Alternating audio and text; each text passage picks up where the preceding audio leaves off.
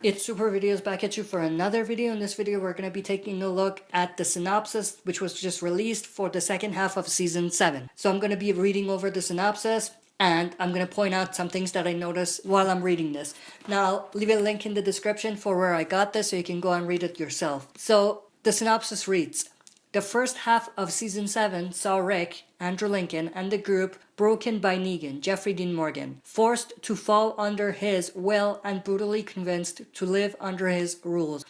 The second half of the season will focus on preparing for war and gathering the supplies and numbers to take Negan down once and for all. So the main thing that we can get from this is they're going to be preparing for war. So this kind of confirms that we're getting the march to war in the second half of Season 7. And they're basically trying to get the communities to help out, getting the numbers, getting the supplies to be able to fight back against the saviors. Then they continue. Rick's group will find out yet again that the world isn't what they thought it was. It's much bigger than anything they've seen so far. And that's probably referring to Rick encountering more communities, the kingdom being one of them, and also seeing that it's much bigger than just Alexandria, the hilltop, and the saviors. Then they continue saying, while they have a singular purpose to defeat Negan, it won't come easy. More importantly, victory will require more than Alexandria. They need the numbers of the kingdom and the hilltop. But similar to how Rick felt, Ezekiel, Carrie Payton,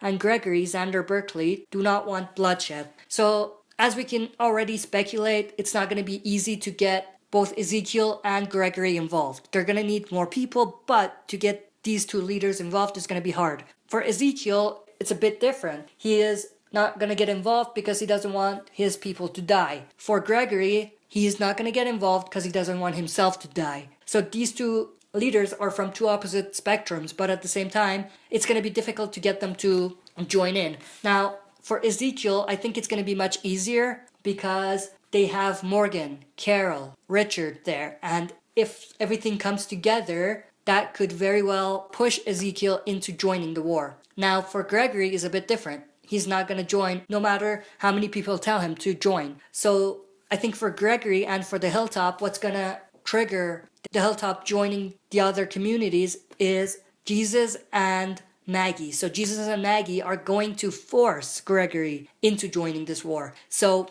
I think we're going to see two different sets of interactions. One where the leader is not joining because he doesn't want his people to die, and that type of leader is going to be easier to persuade to join. But then we have Gregory, who is a leader who doesn't want to join because of his own selfish goals. So he's going to be a bit harder to persuade, and the only way to persuade him will be to force him. So it's going to be very interesting to see that. So let's continue. To convince them otherwise will take more than speeches. The lengths Rick and the group will have to go in order to find weapons, food, and new fighters is nothing short of remarkable. So they're going to have a hard time preparing for war. Now, this wasn't the feeling I got from the comics, but it's interesting to see that they are remixing it a little bit and making Rick fight a little bit more than he did in the comics to get everyone involved and fight back. So that's going to be cool. Then I'll continue. We'll meet new survivors in incredible places. We'll see Rick and the group tested in ways we've never seen before. So when they say we'll meet new survivors in incredible places, I'm assuming they're not talking about the kingdom because we already got introduced to them. So this leads me to think that this is referring to the mysterious boots wearing survivor and where he or she comes from. So that's going to be cool.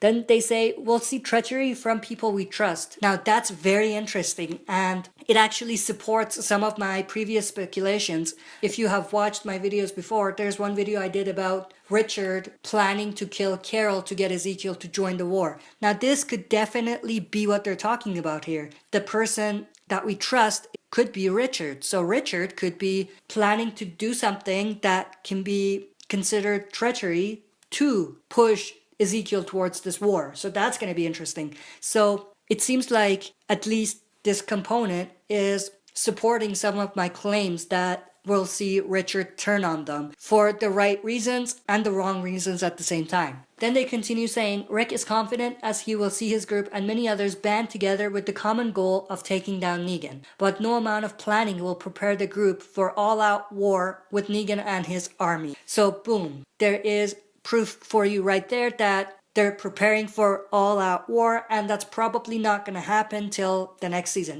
Because they never went into detail about all-out war or war. They just said preparing for war. So they're talking about preparing for war throughout this whole thing. So I'll recap what we know. So we know that Rick is going to try to join the communities, get the numbers, the weapons, the supplies to fight against the saviors.